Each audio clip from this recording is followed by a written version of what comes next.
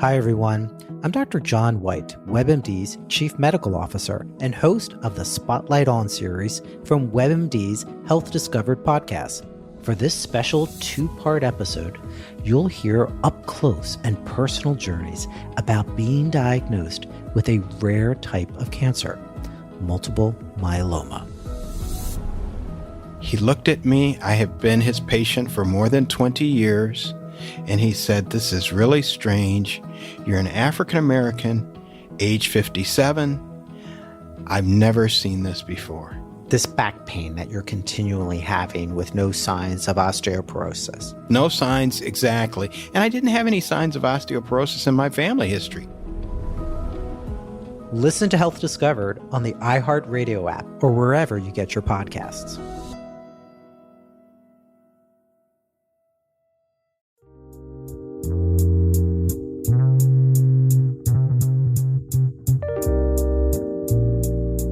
Hello, and welcome to the Proactive Caregiving podcast. As a CPA with over 20 years as an industry accountant, Jessica stepped away from the corporate world to become a full-time caregiver for her mother. Having learned invaluable lessons along the way, she is now here to share those with you and to invite you to join her on this caregiver's journey. Here is your host, Jessica Cannon. Hello, everybody. I'm so glad you're here with me today. I'm the Proactive Caregiver, and I specialize in educating others on how to be proactive by empowering the caregiver. If you cannot take care of yourself, then you cannot take care of your loved one. So over the years, taking care of Mom, it came to be a challenge to maintain her home and ours. We had to downsize Mom from her first residence to her final residence 3 times. In the beginning, most of our concerns related to simple yard or pool maintenance, but then it became more involved with major repairs and upkeep along with safety concerns. The idea of letting go of our childhood home was so upsetting, and yet the choice still had to be made for so many reasons. Ironically, my siblings were not in agreement with when Mom was ready to downsize the first time. We thought we had to convince her, but it was the other way around. This is why today I understand that so many caregivers not only face this difficult decision, eventually they come to realize it's time to downsize. It's a cathartic process full of landmines of emotions. And this is why I asked Kim Stanley, the owner of Downsizing My Home and author of How to Make a Downsize Move, which is an excellent step-by-step guide, to join me today to help us step through the best way to approach this stage in our journey. Thanks for coming on, Kim. Yeah, thank you. So, like I mentioned, we did this with Mom 3 times. And the first time was the absolute hardest, most emotional, heart-wrenching experience. How did you come to creating this downsizing company? Well, it started as a professional frustration and continued on as a personal tragedy. But this was in 2007, so it was a few years ago. I was actually living in Columbia, Missouri, and I was a new real estate agent. I had been given the task of helping to represent an upscale condo development that was very attractive to empty nesters and boomers, early retirees, that type of thing. Mm-hmm. And they were beautiful communities, beautiful condos. And I would sit there on the weekends. People would come in and they loved it. But when I asked them, "Great, now how can we help you go from where you are now to one of these beautiful condos?" Mm-hmm. You know, their faces would fall and they'd shake their heads and they'd say, "Oh, there's no way. Mm-hmm. We have way too much stuff. You know, we have our stuff, our kids' stuff, our parents' stuff. We don't know where to start." And they would just go away. And it was frustrating to me because, of course, I wanted to make a sale, but also I wanted to help these people. I didn't want to see them be stuck. Mm. And literally, weekend after weekend, I would hear that these people were stuck with their stuff. Yep. And I thought, well, there's got to be something out there to help these people. And at the time, I couldn't find anything. I was looking for something that was hands-on tools for able-bodied people. There were a few places where people who were moving into assisted living, there were move managers to help them. But this was just something for people to make good decisions, to feel a sense of peace, a sense of letting go, and then to have the project management piece of it. And I don't know how it worked for you, Jessica, but I know that that's the hardest part is where do you start? How do you get started? Absolutely. And then, yeah. So shortly after that, I found out that my mom, who lived in Northern Iowa, she was very healthy, very health conscious, very vibrant woman. But she couldn't finish her sentences, which was strange because she talked all the time and she was a very verbal person. So I went up to see her, and she lost a lot of weight and was very frail. And everybody was worried about her. So we brought her back down to Columbia and did tests and found out that she was riddled with brain cancer. And that's why she couldn't speak. So we just moved her in and took care of her and until she passed away. And that, it rocked my world. Absolutely. Because it was such a switch from really, really healthy to terminal. So after that, I had to liquidate her estate, and I was an only child. So it was me and my husband, and we learned a lot in that process, but it was the same thing. I'd pick up, a vase or, a collectible and go, what would Mom want me to do with this? What do I want to do with this? And it was very, like you said, it was very gut wrenching, not knowing how to make those decisions. So I worked through it. It was exhausting, took several months, and we finally got her home ready, got it sold, and I brought a whole bunch of stuff back with me and stuck it in my basement where it stayed for a while. And I thought, nobody should have to go through this. There's got to be a better way. I know. So I just sat down and started creating a system, step by step. Where do you start? How do you make good decisions? Where do you go from there? What's the next step? What's the next step? And if you break all those things down, like any kind of big project, into doable subsets, and then you let yourself go through that, it's doable. Right. It is. So that was the foundation of my book. The book that I have now is the third edition of that, the step-by-step guide to a right-sized lifestyle. And I've dedicated it to my mom. Sweet. And I was fortunate because my mom she was an elegant entertainer. She had nice things. She wasn't a hoarder or anything, but there was lots of stuff, how that goes. So, but that's my story. And that's what launched me on this thing. And I've been very passionate about it ever since. And that's where the living life experiences, these types of experiences, you can't help but to be this passionate about it. Yeah. I love that this is what came out of your experience. Yeah. So I have a real soft spot in my heart for caregivers. I mean, I tell them, you are earning your angel wings because it takes so much. And it is one of the toughest jobs in the world. And I think when adult children step into that role, it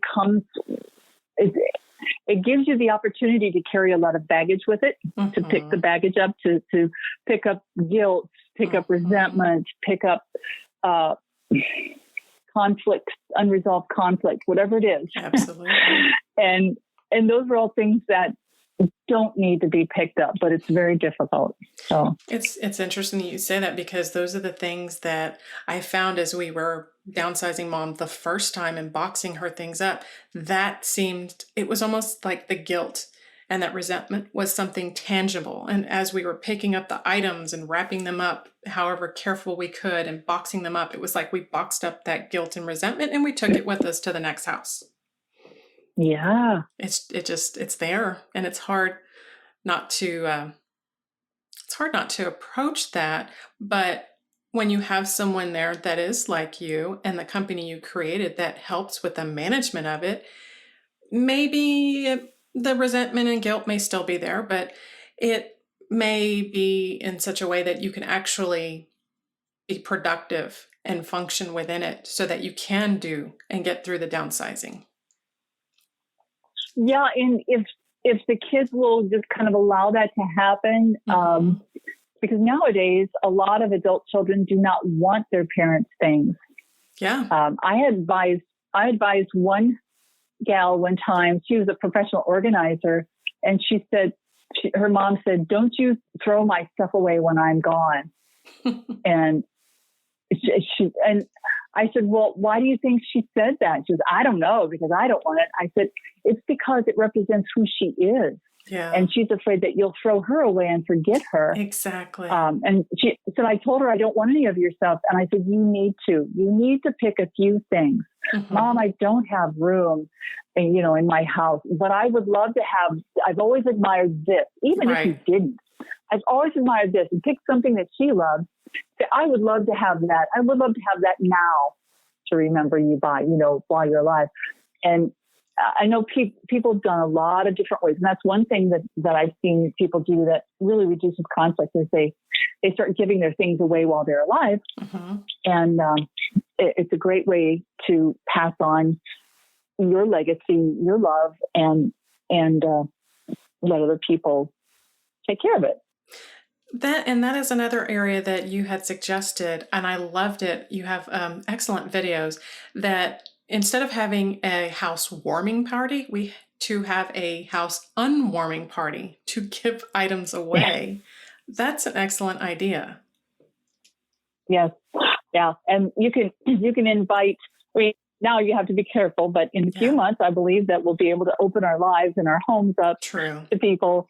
And you can invite your friends and make a party out of it, and almost like you're having a little sale or something. And put your things out that you want to give away, and say, "Hey, you get to take it." Another thing that I find sometimes, not always, but sometimes is an issue is conflict among siblings about who gets what. Oh, yes. Mom said I could have that, or I really want that. And there's lots of ways to overcome that. If there is that conflict, you can have what do I want to call it? Like almost like a game. You make a game out of it where everybody gets so many chips or so many dots, and you put your initials on it, and then whoever puts, everybody has a limited supply. So whatever is most important to that person, they put all their, kind of like a silent auction. Right. A family auction. You bid on it. You bid the most of your monopoly money there on that, then that's yours. True. And that helps eliminate some of that too.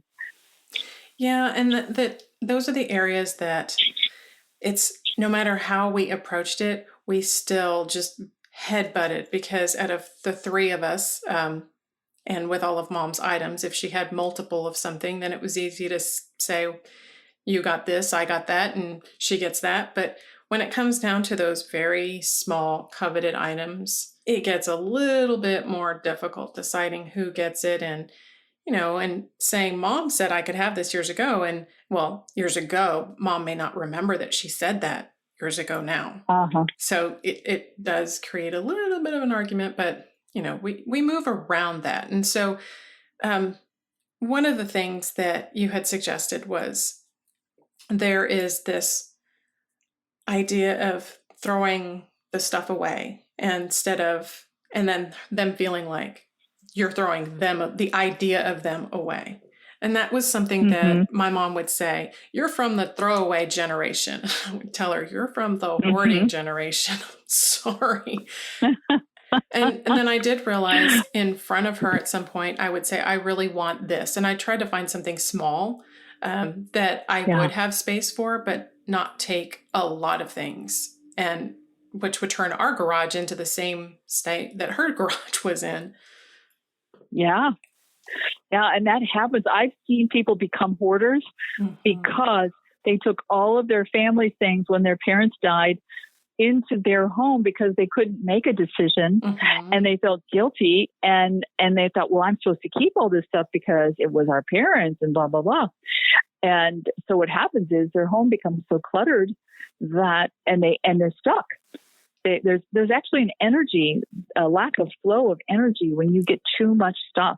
Yes. And that tends to start creating that hoarding situation. It's not that you're bringing a lot more stuff in. It's that you already have so much clutter that it creates an imbalance mentally in your mind, and really a blockage of flow physically and just energy wise. Right. You get that stagnant energy in the house from what's already there in addition to what you're bringing into it. And then you feel trapped and you start making these little pathways to walk through. Yeah. So when the caregivers are finally able to decide they are, whether it's in tandem with their loved one or not, and they finally decide it is time to downsize, what do you call, or what do you refer to as the downsize dance? Oh, the downsize dance. That's when you have to downsize and you start the process, but you don't have a good system. That's one of the things I created in my book is step-by-step system, a good way to make decisions. So you may start in your office or in a closet and you make a little bit of progress. Oh, I took all this stuff out to the garage and I'm going to take it to Goodwill. I'm going to take it to Salvation Army. And, I just gave away a lot of stuff. But because it's not done systematically, then you go back and you go, well, I don't look like I made much progress. True. And then maybe another day you'll go, oh, I'm going to clean out the pantry or whatever it is. And so you get all these little projects going around the house because you haven't decided where's the priority to start and completed that area so you see progress. So you just keep going. And then at the end of the day, you get overwhelmed and you feel discouraged because you don't see the progress, and so you stop. And I've seen that happen a lot of times. And we come in and we'll go, okay, let's pick this up, where we left off. And I think having a system and a way of making decisions and knowing who you are, what I call the hang-on hang-ups. And you might have seen that in one of my blogs. I think I have like 9 hang-on hang-ups. And identifying and being honest with yourself. Like, what are your hang-on hang-ups? Do you look at something and go, well, I might use it someday, or I paid a lot for it when I bought it, so I don't want to just toss it out. Right. Somebody gave it to us.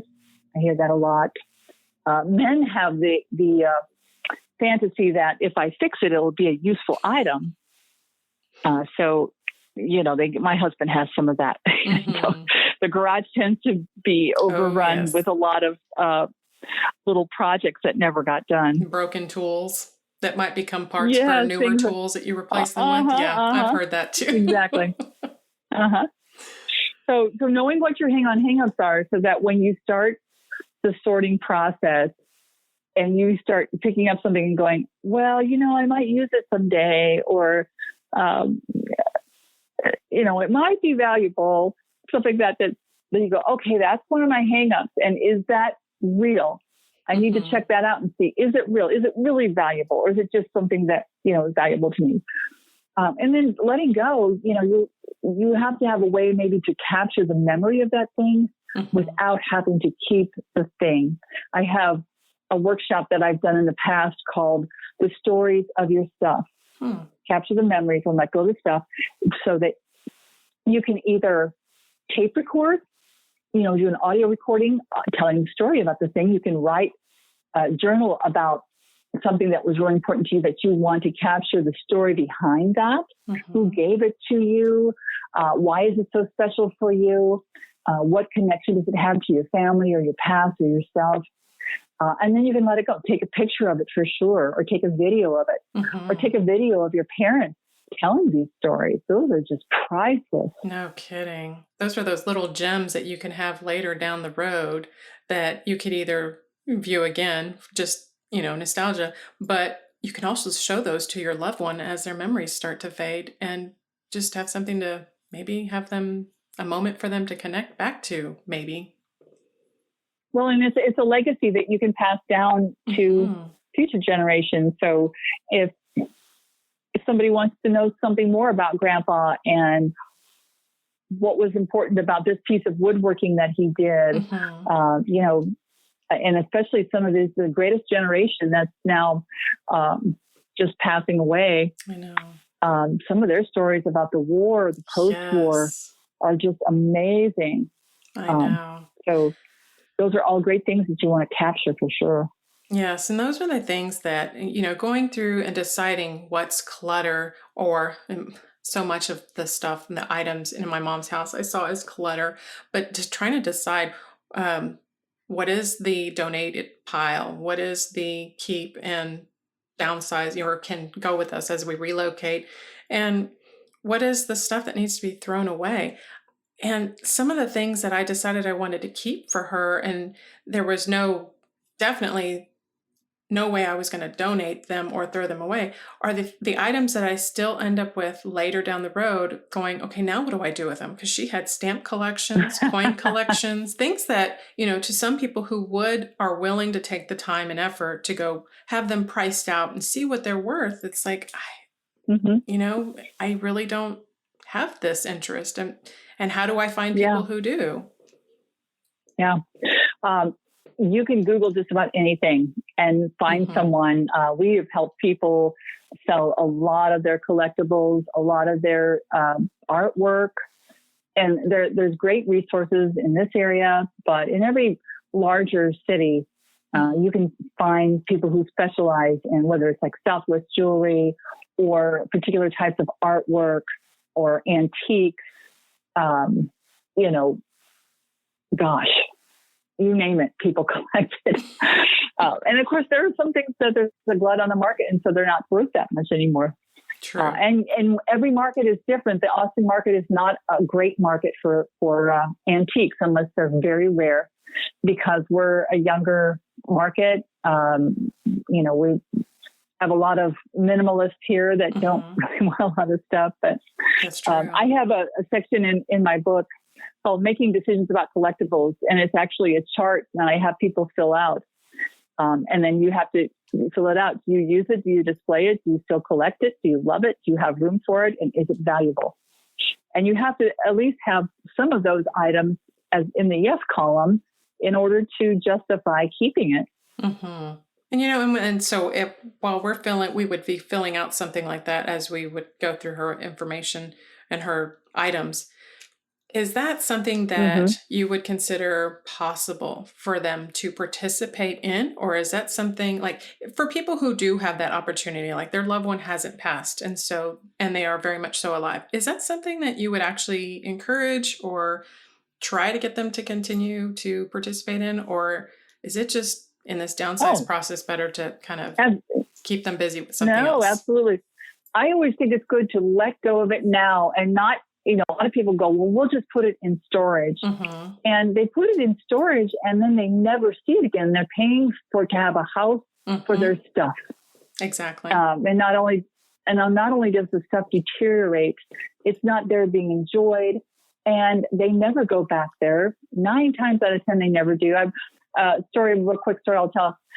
I was in one of the senior communities here in Austin, walking through the dining room, and I had my official logo shirt on for my company, Downsize My Home. And a lady stopped me and she said, "Oh, what do you do?" And I told her, you know, I help people let go things. I help declutter, downsize, and just, oh, I should have you come to my storage unit and help me. And I said, "Well, how long have you had that storage unit?"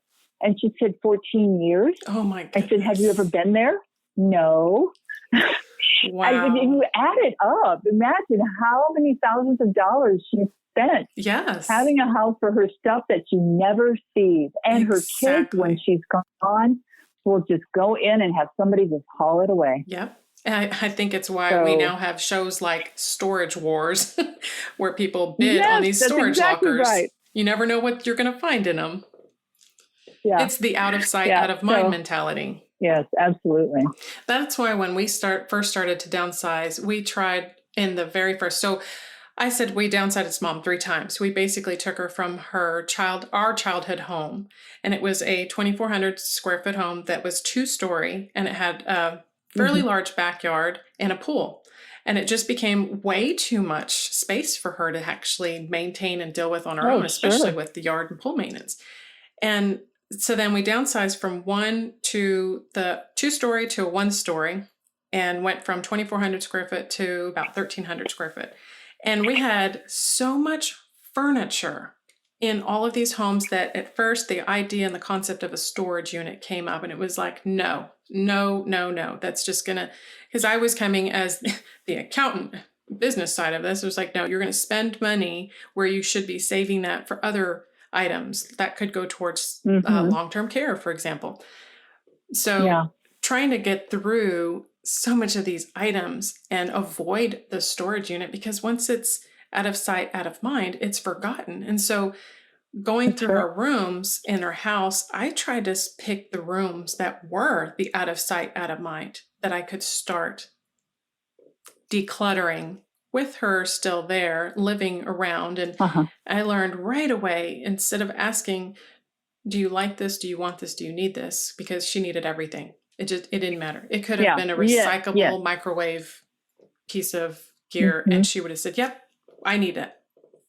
And she would have, 50 of them because she needed all of them. It just came to a point where it was like, okay, I need to start making these decisions, and I need to start doing this. But not having someone to help me manage it, I had my siblings, and that was just, wow. Yeah. Well, I told you what my old adage is family should never downsize family. Yes. And that's because it's just too emotional. And you get, face it, you don't want your kids telling you what to do. And that's what happens. I just recently met with a gal, and her daughter's here. She's been here from Michigan for 2 months trying to help her mom. And, she's getting a little bit impatient. And so I could see a little testiness, but that's where we come in, and we want to honor that senior and empower them. And that's where what our color-coded sorting system does for them. They have a map of how to make these decisions, and then we give them the sorting dots. So you put the stickers on, and unless they're totally bedridden and they can't move at all, even if they're in a walker or wheelchair, they can go around and put a green dot on the things they want to have to move with them. And that is so empowering for them. I don't know why something so simple is so empowering, but it is. Oh, yes. You feel like you're in charge, you're in control, instead of someone stepping in and taking it out away from you. I can exactly. And I mean, who wants that to happen? This is my stuff that I've spent a lifetime collecting and using. How dare you come in and, try to tell me what to do with it? So that takes away a lot of that conflict when and then, if they go through and they dot a lot of things and it's too much, then we go, okay, let's come back and say, would you rather have this or this? This or this, and you continue to pare down. It's a process. It's not going to happen in one fell swoop. Oh, no. And as adult children, we want it to happen in one fell swoop. We have busy lives. We don't want to take the time. we don't agree with our parents on why did you have so much stuff, and so all that comes through, and it's very discounting to the senior. Yes. But I mean, nobody's wrong here. Yes, they have to downsize. They cannot take all this stuff forward. Right. That's one thing. And on the other hand, their wishes have to be honored. So, you have much to find better to have an uninterested third party guide that process. Right. Right. So when you have this uninterested party come through, is this where you are actually suggesting to your clients to downsize and put this on their calendar? How does that work? Yeah, so it's really, there's 3 hats that we wear in our company. It's the coach hat. So we're coaching our clients. And when you're coaching someone, you are guiding them, but you are letting them make the decisions. You're letting them come to an awareness of what the right next step is. So we're working with them to ask the right questions so that they come to that conclusion. Mm-hmm. We're also wearing a project management hat, which says, okay, now we know that you're going into a 2-bedroom apartment from a 4-bedroom home. So we know what will fit. And sometimes when we work with communities, we know exactly how many chairs and what size of sofa will fit and, how many bedside tables and all these kinds of things that you would need in a 2-bedroom apartment. So we can say, okay, this is the inventory list of the essentials that you're going to need. Mm-hmm. And so then let's measure all this furniture and let's kind of scope it out and see how it's going to fit. And so then you can make decisions from there. You can't have your chest of drawers and a little desk in your bedroom. Oh, so which right. one's most important to you? How do we solve this issue? What else can we do? Mm-hmm. And they feel like they did have a that choice. answer your question? I'm not sure if it did or No, not. it does. It does. It absolutely does. Because I we kept downsizing Mom and we got smaller and smaller and smaller. And then it did come down to that, how much can fit in her space, in her room, in the community. And a lot of times we start off with that. That's where we start. Sometimes people don't know where they're going to go, but they know about the size. Like, oh, I know I'm going to move into a 3-bedroom, 2-bath patio home, or I'm going to move into a 1-bedroom apartment. So, okay, well, let's start with that. So we know that we have this, this, and this, and what's most essential to you. Sometimes people have to let go of their bed and get a smaller bed if it just doesn't fit. Right. So there's some practical things. So then once those pieces, the big pieces, are put into place, then we can go and add some things. And then we can see, but we do a lot of floor planning. And what we like to do, we did this before COVID, and we're hoping to do this post-COVID, is take the client over to the apartment or wherever they're moving into and put tape on the floor of exactly the measurements of the furniture so they can see physically where everything is going to go. And they can see that, oh, I don't have any room to walk over here if I put this in here. So it helps give them a reality check. Mm-hmm. And this is being done by someone who's not their family member trying to tell them what to do. Right. But it's a professional that does it all the time that just, so it really helps. And so we become sort of co-planners, co-creators with our senior clients to help them make these decisions. And it works out really well. And then the adult children or caregivers can continue to focus on their jobs or their families or their homes and check in every once in a while. We keep them in the loop on everything that's happening. That's great. And it alleviates so much stress, so much heartache. And you can answer questions as needed, but you're not in the thick of it. Yeah, that's exactly right. So I know some caregivers who they know they need to downsize, but they put it off because they're waiting for that right moment. Is there a better time to downsize during the year market-wise? This is a good time to do the sorting.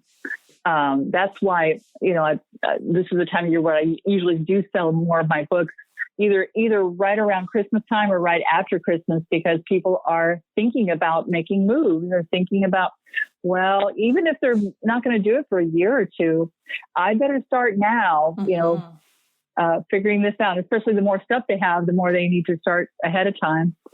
So I don't know that there's any really good time. It's really, I would say, the best time is now, no matter when it is. Exactly. If you're thinking about it and you're going, I really need to do this, do it now. Start it now. Start with a plan and something where you can see a visible difference, so you feel like you're making progress. And so to be able to feel like we're making that progress, you also suggest to start something or start small. So for some people, how small is small, really? I mean, how do you do that? Small can be one shelf of a bookcase, or it could be maybe one half of a closet. But if you've taken everything out and then you're made decisions about every single thing in there, are you going to keep it? Are you going to gift it? Are you going to donate it? Are you going to sell it? Then you just put back what you absolutely love, can't live without, and is useful to you. And you step back and look. And I always suggest people take before and after pictures because you forget sometimes just how cluttered something was. We have a lot of before and after pictures of our clients' homes. And one of the things that they're so amazed by when they leave their old home in the morning when it's moving day, and then we send them off for the day. Our movers come, they put all the stuff in the apartment, and we come in, unpack everything in one day and make the bed and all the clothes in the closet and take all the boxes away. So when they come in, they look at it, and we've put their artwork in places where maybe it wasn't before, and it brings new life to their artwork. It brings new life to their furniture, their things, their collectibles. And it is amazing how you can make a smaller place look and feel like home. Yes, that is so true. Rearranging the room, rearranging the space. I agree. Yeah. And it's those little things that make big differences. So when it comes to preparing the home, so now we've been able to downsize and things have been packed and moved and unpacked.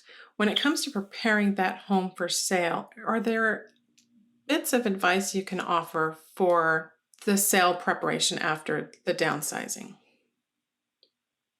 Well, I think, you have to partner with your real estate agent and make a plan.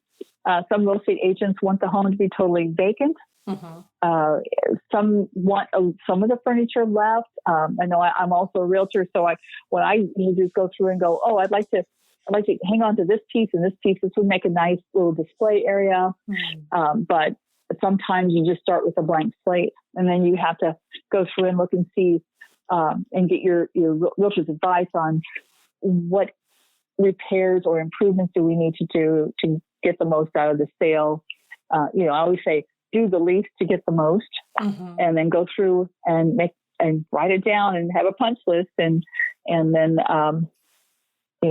have a lot of times real estate agents will have resources. I know we do. We have a whole cadre of handymen and landscapers and painters and everything to help make it happen fast. That's awesome. And, this is a great time to do that because the market is so hot right now. And it makes it easier in terms of you don't have to do as much as you used to. True. And just working with somebody who's reputable. I have seen several clients that I feel may have been taken advantage of because, somebody's knocked on their door and said, hey, I'll pay cash for your home. And without a knowledge of did you really get a good deal on that? And was what was your home's true value? Seniors can get taken advantage of. Unfortunately, yes, that's so true. I get those emails, I get the calls, I get the letters in the mail still with those same things. Of course, I know what that is, and so I throw them away. But right, a cash offer to a senior is quite tantalizing that you don't think about it. Well, and when they say, hey, you don't have to do anything. You don't have to fix your house. I will buy it. Just as if you don't even have to move all your stuff out. You just leave whatever you don't want to take. I mean, that's pretty easy, right? And on the surface, that sounds great. You just have to look and see how much are you leaving on the table in order to do that. So exactly. It's a balancing act. And hopefully the senior has a trusted advisor there that can be on hand to help them. But I've talked to many people in the cases where they didn't have their family close and they just made a decision. A nice man came by and said, I'll give you gas. So that's hard to take. That they could have made a a different type of decision altogether if someone was there. And that's where the caregiver steps in. A lot of times that's what we have to do for our parents. And it's ironic that if we made the suggestion, they would be opposed to it. But so, a stranger making the suggestion, it sounds like a good idea. Absolutely.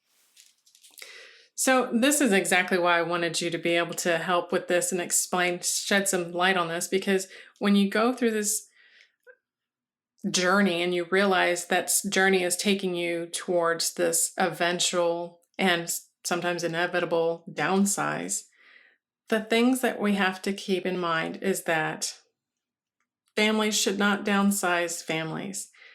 Having a professional like Kim Stanley to come in and downsize and have the management of it done so that they can pack and unpack and maybe stage the home for sale when the time comes. This is where we're going to actually get the most benefit out of this downsizing and remove the emotional landmines in this process. Right.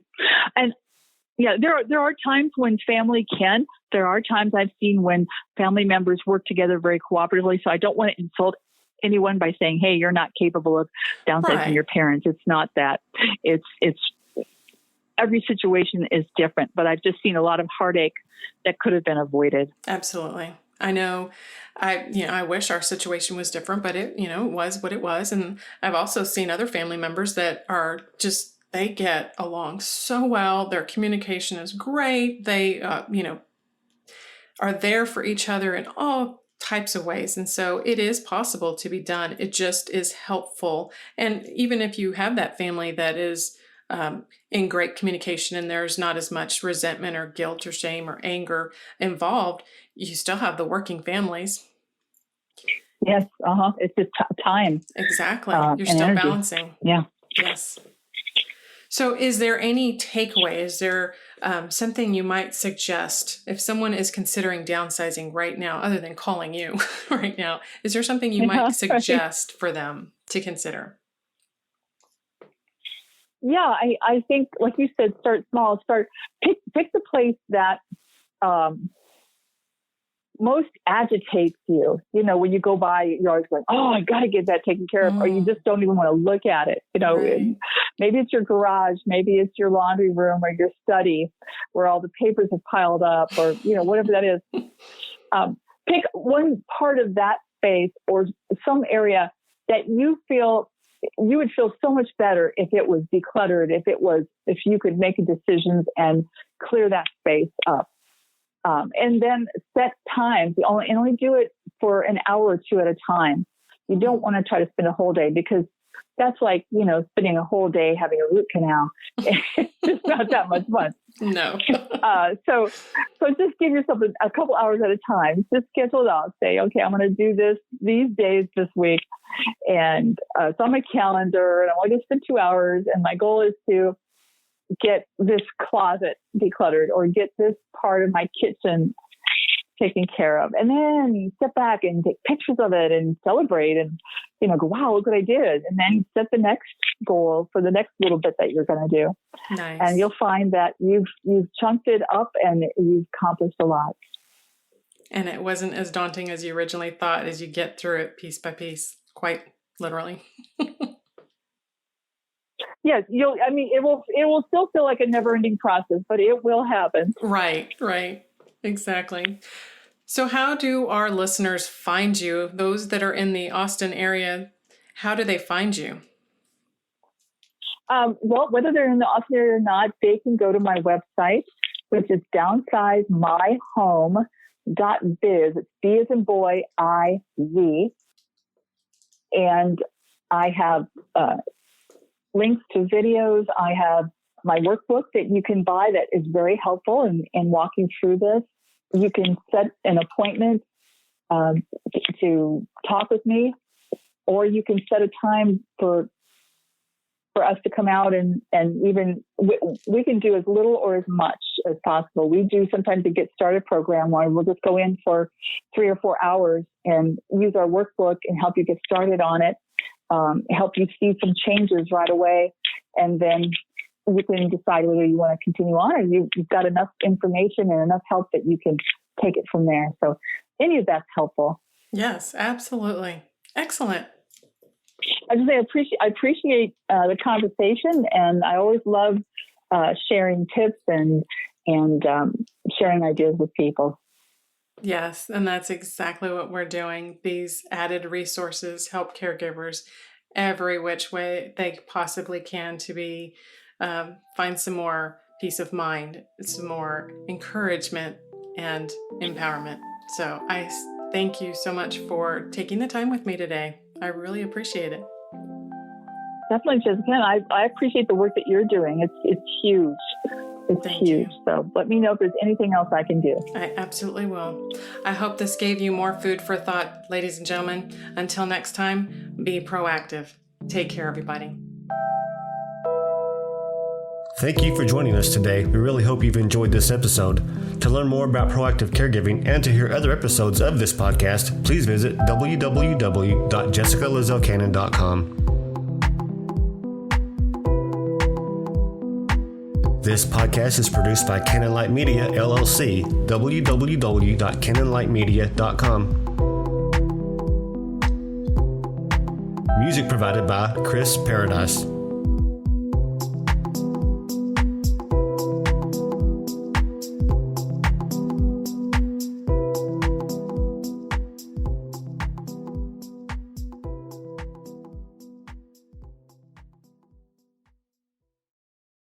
Lucky Land Casino, asking people, what's the weirdest place you've gotten lucky? Lucky? In line at the deli, I guess? Aha, in my dentist's office.